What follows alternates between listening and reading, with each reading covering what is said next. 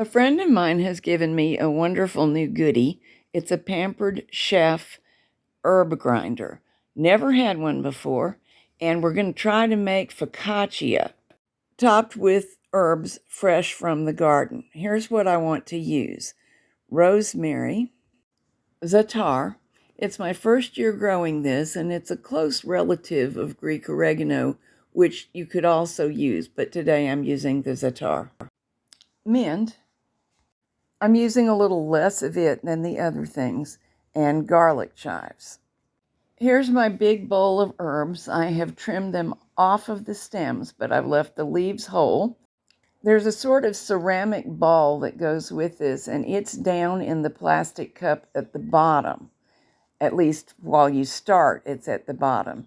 Then the herbs go in the cup, and the grinder portion fastens on, although not the way I had it first.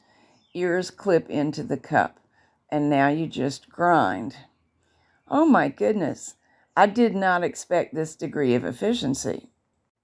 I do most things old school, so I'm not bad at cutting up the herbs finely with a knife. But it is tedious to get them fine enough, and you really want it quite fine for the top of focaccia. At least I find that I do. When you see me stop and shake it, nothing has gone wrong. The instructions tell you to make sure that you shake the ball back into the position so that it is above the herbs and pressing them down to the grinder. And although I'm finding I have to do it quite often, it's pretty effective. You reposition it, it gives you a few excellent grinds, really fine, getting almost as fine as would make the herbs into paste.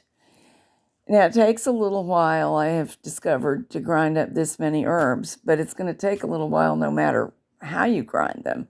And this is probably the fastest method that I've used. I had the entire blue willow bowl full of leafy herbs, and it took me about as long again as you have already watched me to finish grinding the whole bowl. That was actually enough for 2 full recipes of this focaccia. Today I'm making a stovetop version of focaccia. It's a completely ordinary bread dough. Mine was made with about 2 cups of flour, a little protein powder, some salt, some yeast. Let it rise completely one time. Punch it down, knead it a little, and put it in this cast iron pan and let it rise just a little bit more in the manner that you do pizza dough.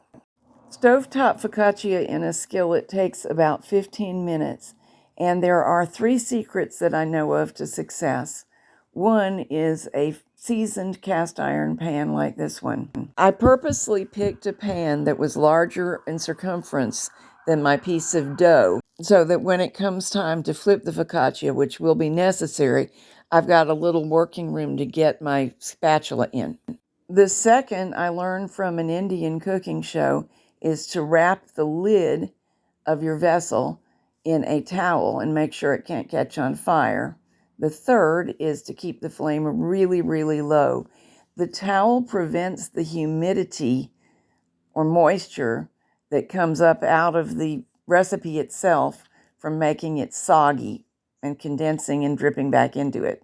So covered on very, very low heat, this cooked for about 5 minutes. The goal is to get it partway done from the bottom, but still have some uncooked spots available so as to dimple the dough when we flip it over. I flipped it off camera, caught it just in time, and I'm making the dimples with my fingertips now. We need those dimples to catch the toppings. Here come the herbs, about half of what I ground up. I'll save the other in a baggie in the fridge.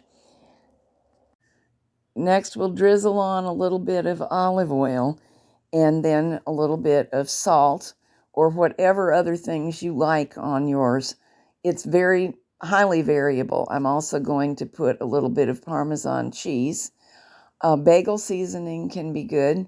It doesn't have to be the herbs I used. It can be different herbs. You can use some kind of freshly grated cheese. Then cover it, and with the flame still very low, and the towel out of harm's way. Cook the second side for about 10 minutes. The goal is to get the bottom a little bit crunchy and done through so that the bread has a good chewy texture, but it's not dried out. This is what I wanted the bottom to come out like, and I was real pleased this time. It's light brown, it's firm, but it's not overdone, and it has just a little bit of crunch. Excellent. That's a little challenging for me these days because I'm using spelt flour, very close to wheat but not identical and a little bit more heat sensitive.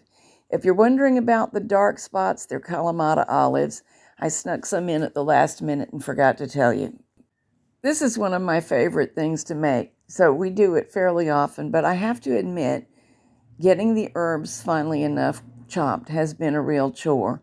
And I'm definitely going to be able to do this more often now that I have my little Pampered Chef grinder. Not every gizmo is worth having, I find. This one is. Thank you so much, Linda.